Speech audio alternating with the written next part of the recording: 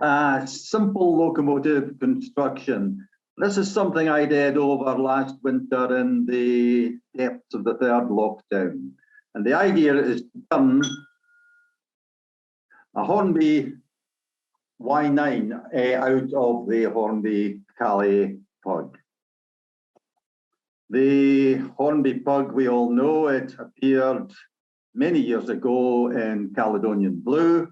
Nice to see something in Caledonian livery, although it should not have been this locomotive, which always turned out in black. The genesis of this and the Y9 are quite similar.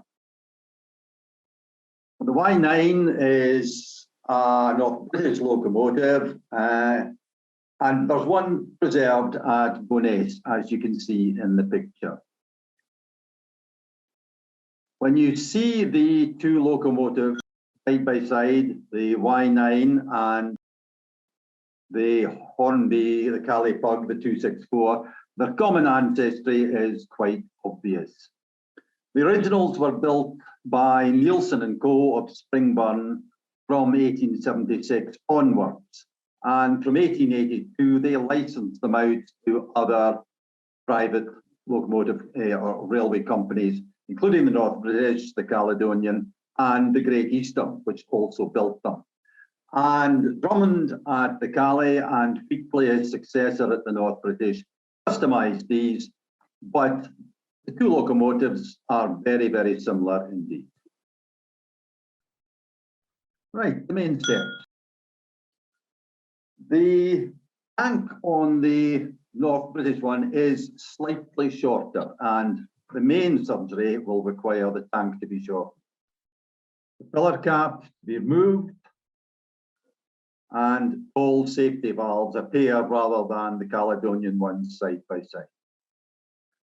The wings and the cab don't appear on the North British one, but experience showed that the wings there are part of the die-cast metal chassis and are quite honestly brutal to cut. So I ducked out that one.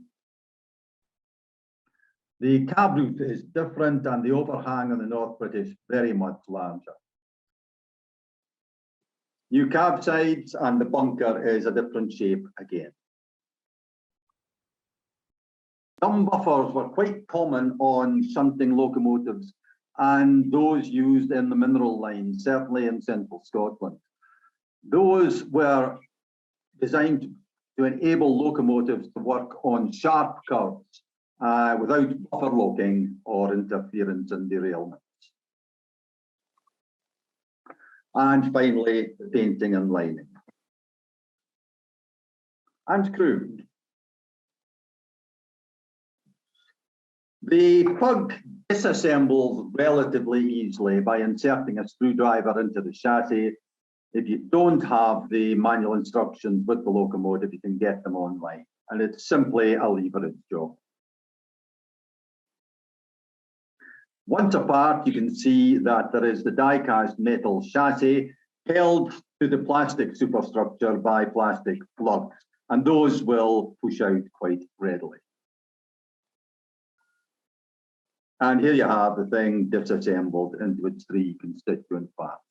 Relatively easy, and this, I suppose, is last chance saloon if you have any qualms. Because now, once you start cutting the body, there is no way back. I've already started to remove the pillar cap, the safety valves and whistle are away, and the line of the first cut is marked. The second cut is very much easier to mark because you can use the white stripes on the bunker top, the tank top. And there we go into four constituent parts. From the right, the second part is the part that will be discarded. If you really want to make a proper job of this, you should do the cuts slightly differently. But as the first time through, I simply went with the Hornby boiler alignment. It's actually too high, but it needs to be relatively high to accept the mechanism. And there we go with the new tank top shortened and glued together. And trial fit on the chassis, or the footplate rather, to make sure of the spacings. And then it needs an insertion of a plastic card spacer. There you can see it in place. It's very thin plastic card so that it bends very readily into shape. Now, if you're doing an entirely accurate one, or a much more accurate one, you can see that the original alignment of the boiler, taking the smoke box as your line, that should go right through. But as I say, you need to leave space for the mechanism. Once you've got that glued safely in position, then you can start adding the Milluput. And that filler, left to set overnight for preference, it fills in all the gaps and covers a multitude of sins. And then once that's in place, simple bits of plastic card can be used to make the new bunker, the cab side, and the new cab roof, which is extended. For making the plastic card secure, I use the Rebel contactor. It's very good. The only problem can be that the nozzle gums up, but a small drill will soon loosen that. The dumb buffers now, you can see the wings on the cab foot plate. Those are the ones I chickened out of removing. Dumb buffers, simply plastic card and left to set. The locating lugs that are the coal boilers are quite useful for keeping spacings correct. And there we have most of the hard work done now. The roof of the cab, the details are added in microstrip. You can buy all sorts of gauges and widths and thicknesses from Slaters. They come in packs of about 20 or 100 depending on the thickness. The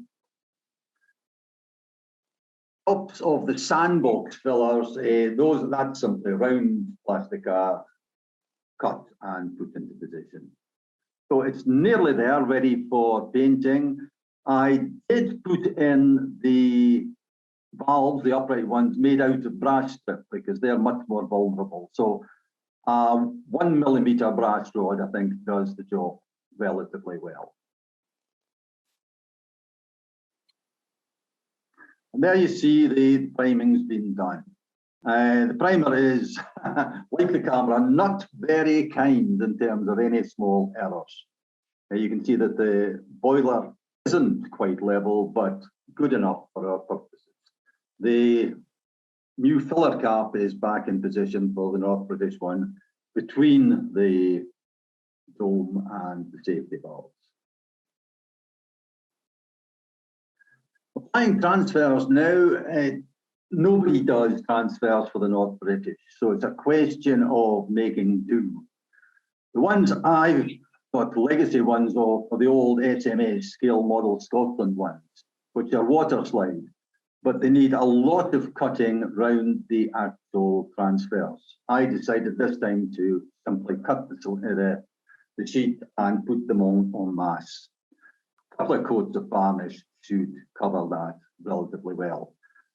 Because the lining is in two different colours, what you really have to do is get the first set on, and the invaluable tools are a small paintbrush and a cocktail stick for getting things into position. Once dry, apply a coat of varnish and then apply the second colour. If you don't apply the coat of varnish, when you're putting the second colour on, the first ones will lift, and it's a quick way to grey hairs. There you can see the second colour in, and it looks relatively good. When you're doing different coloured lining, it's usually better to work from the outside to the inside, because if you do the inside first, you can't accurately judge where the outside line will end up. It's much better, as I say, to work from the outside in. And the transfers for the loco company's name. Again, nobody does North British locomotive transfers. The best you can do is the Stevenson Society, the HMRS ones that are for goods vehicles. They do white and yellow North British vehicle ones for goods vans and such. And one of those will do at a pinch. You can see again, the camera is not very kind, and any mistake in the lining is shown off to great disadvantage. The lettering of the North British is in two colours, but the only way I can see to do it is to use a overage projector pen, an indelible one, and ink in the red shading for the lining. And at a distance, you'll probably get away with it. I like to use brass handrails and brass knobs because, honestly, there's nothing looks more like brass than brass itself. In retrospect, I should have pushed these into position and applied the super glue as I do with the end of a cocktail stick, but from the inside. If you do it from the outside, you'll get a better fixture, but you run the risk of the thing running and spoiling your paintwork. And hey ho, it happens. And you can see on the other side an oversized blob of super glue just above the end. But a bit of weathering perhaps will shake that off or hopefully hide it. So we're just about ready to go. And for comparison, the original Caley, lined and coloured properly, and a North British one. North British one could do with some finishing, like a loco number, and some crewmen. These are from Langley, painted up and glued in position. There you see them. The number plate you can get from the Great Central Railway Society. These are the old stock of King's Cross number plates. They're a bit footery because they require cut out and filing, but there's nothing quite like them to set off a locomotive. And you can see that the brass handrail underneath the number plate wasn't as level and straight as I had imagined it to be. Nevertheless, there we go. A locomotive from the 1880s, good to go. And here we have it, ready to run. I had to take these pictures this morning. The first time I've been able to get out to the garage in the best part of a month because our garden's been ripped up to get a new driveway and a new fence and drainage. So the Y9 stuttered through this, and I think that's partly because it's an older mark than the Caley one. I think it's maybe one of the original production ones. Anyway, it runs, but fitfully, and doesn't cope very well with points. So you either have to have a relatively long train with no points, or a shorter one with points, but perhaps going at a non-prototypical speed.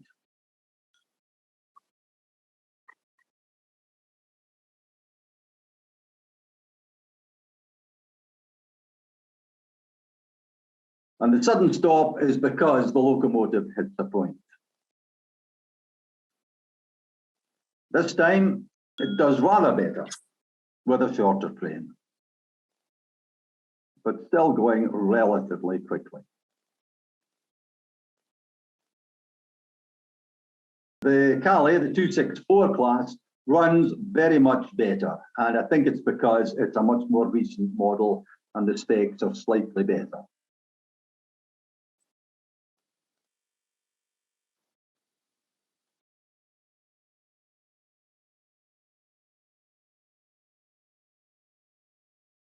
And although it stops, that's because I stopped the film.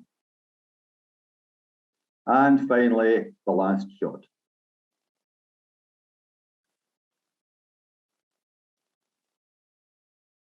And runs over the point that the Y9 struggles on.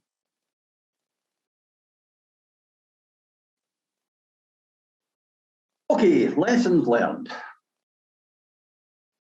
First of all, if you are going to do this kind of thing, cuts have to be square, and the best way of ensuring that is to use a block and a razor saw. It's possible to use one of those round cutting drills or slitting discs, even the metal ones. But getting something absolutely square is quite difficult with them, but essential for a job like this. Yes, that one kind of speaks for itself. Yeah, you will mess up your paintwork no end if you don't drill the holes. And also make sure that they are clear right the way through. Because as I say, it's better to glue in things like handrails from the inside. Likewise, the alignments, it's really quite difficult, but it makes your model so much better if the handrails, etc., are all square. That one again speaks for itself. It's really good, but it's messy, and it can spoil your model if used carelessly. Great to find things in a spares box. It makes life so much simpler. And if you are going to do this particular conversion, try and get one of the later, more up-to-date Hornby chassis. There you have it, guys. An 1870s logo for the 21st century. Thank you, Craig.